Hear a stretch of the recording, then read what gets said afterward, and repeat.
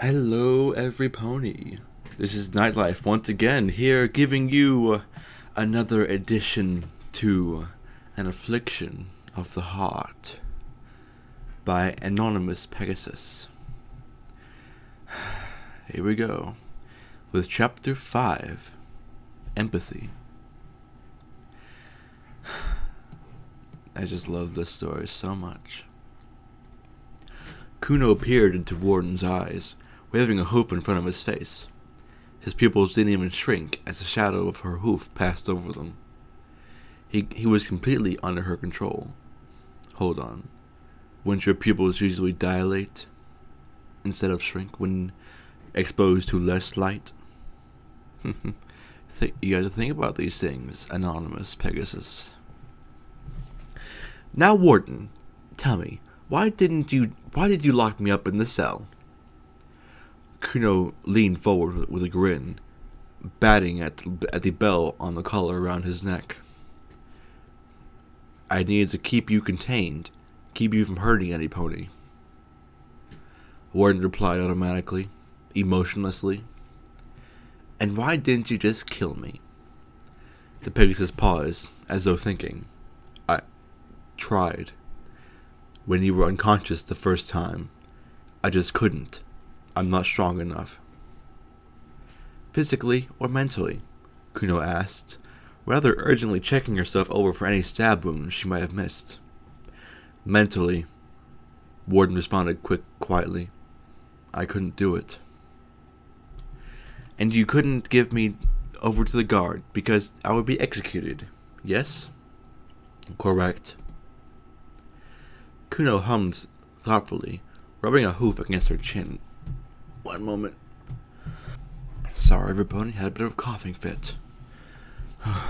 Okay, where was I? Kuno hummed thoughtfully, rubbing a hoof against her chin, ambling off for a few moments. She returned with the framed photo from Warden's room, holding it in front of the Pegasus. And who was this? That was Swarm, Warden said unhelpfully. And who was she? Kuno reiterated. She was Swarm. She was a pony. Warden stared straight ahead, eyes vacant. Kuno growled softly in the back of her throat. Warden was fighting her magic, and she didn't have the strength to redo a spell of that magnitude. Stop resisting! The changeling pushed a hoof against the guard, annoyed. Who was Swarm? What did she do? Why was she important to you? Swarm was a beekeeper. She made special honey sculptures. She was my wife. Warden shook his head, struggling slightly against his bonds. Relax, Warden. You're safe. You're among friends. Kuno soothed, gently touching her horn to his forehead again, allowing another trickle of her magic to muddle his mind. The Pegasus ceased his struggles, staring blankly ahead again. Kuno shook her head, blinking several times to get rid of the fog, graying her mind.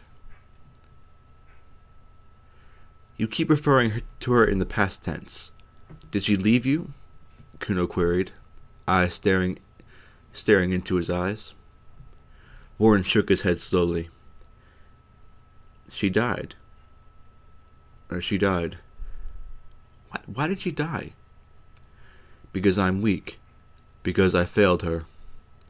Warren spoke matter-of-factly, blunt. Explain it to me.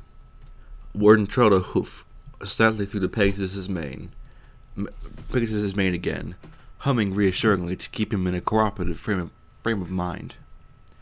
She was sick. Cancer. She needed me to get her medicine. I failed her. She died. Kuno gave a low growl, pushing at the Pegasus. Elaborate, or I'm going to zap you again. Warden shook his head, blinking once and struggling faintly. Swarm was always there for me, since we were foals. My parents raised me in Canterlot, and she was one of the cool foals. She was their cliques.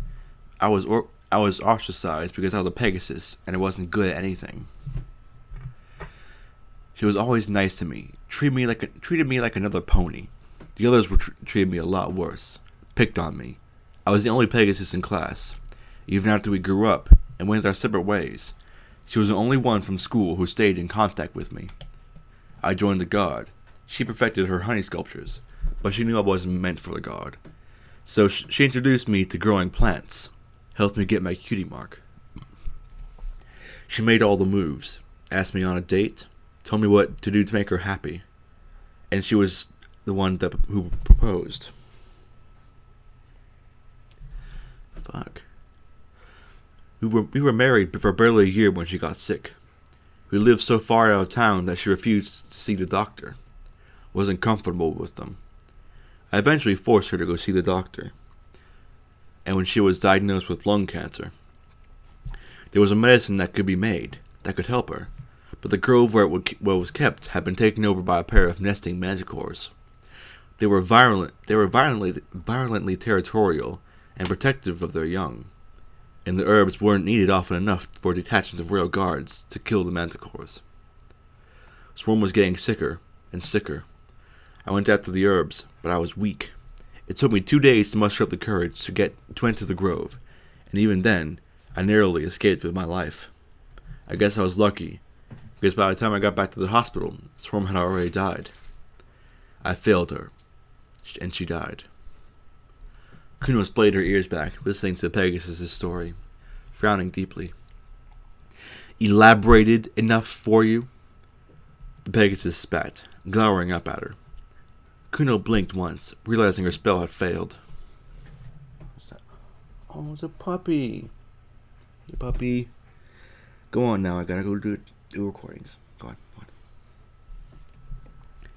She's a cute little puppy dog.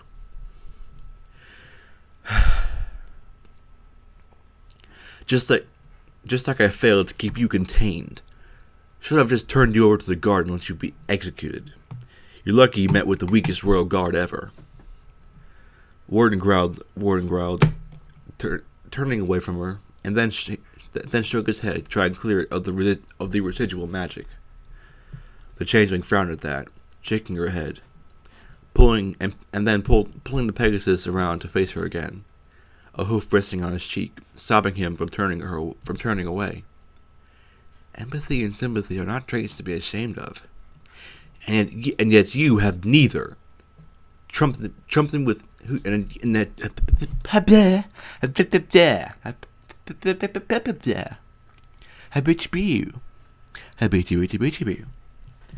and yet you who have neither trumped me with ease. Warden spat, gritting his teeth and pushing her hoof forcefully away so he could turn his head away from her. Just get it over with. There's a lot about changelings that you don't know, Kuno murmured, ears playing back. I know enough, the Pegasus stated. You steal love. You harm ponies. You don't deserve my sympathy. And you're going to prove it when you kill me. You are surprisingly uncaring of your own demise, Kuno pointed out, to change the subject. What do I have to live for? Warden growled, turning back to face her again, his eyes narrowing. Everything in my life was given to me by Swarm. Ever since I was in school. She's gone now, because I failed. I just grow my gardens and do drills with the reserve guard to pay my bills. I have no life. And the one thing I tried to do, the one stupid fantasy I had of fixing you or making you civilized or whatever the hell I was thinking, failed utterly too. So if you're going to kill me, if you're not going to kill me, just leave.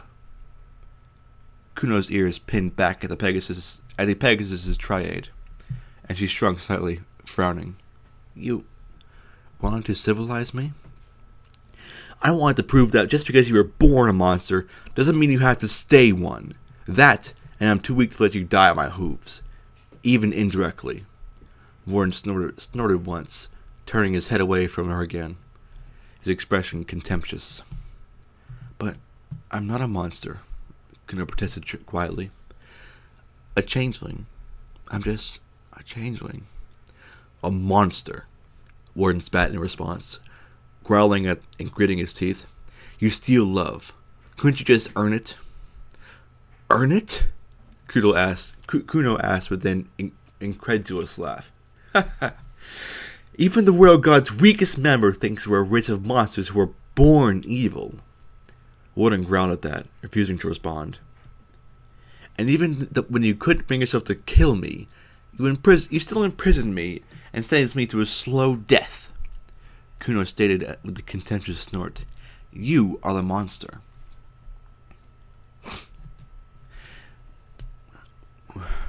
What even happened to that, huh? No, let me try it again. What even happened to that, huh? Warden asked, turning back to face her, struggling against his bonds. What happened to you dying? I guess you liked me more than you were letting on. Kuno responded challengingly. I've always been bloody terrible at character judgments. Warden accused with a snarl. So is this what we've degraded to, huh? Kuno asked, snorting once, exchanging barbed retorts. I'm sorry, I had to calm down after that little rant. Hard to record when your blood's pumping. At least record for me, because fucking autism. Oh well. I thought you were going to kill me, Warden snarled, wiggling and squirming, furiously trying to try and break free. I never intended to kill you. Well, maybe I entertained the idea of it while I was strangling you. An intrusive thought, the changeling said dismissively. The warden snorted once, betraying his anger. Braying in his angry. Warden snorted once, braying in his anger. Then leave! No, Kuno started, shaking her head slowly. I've already decided what I'm going to do. The Pegasus stared up at her contemptuously, eyes narrowing. Kuno reached down, hoof moving towards his throat. Warden turned his head, gritting his teeth and tensing his form. The collar jingled as Kuno removed it, unlocking the padlock at the front, and then undoing the collar itself, tugging it free and dropping it to the side. The ropes then basically fell free from the Pegasus's form. Warden rose to his hooves, towering over the smaller changeling, and for a brief moment, Kuno was sure she'd made a mistake. But she was brave, and rose to her full height regardless, staring up at the Pegasus. I will prove to you that we are not monsters. What does it even matter? Who even cares?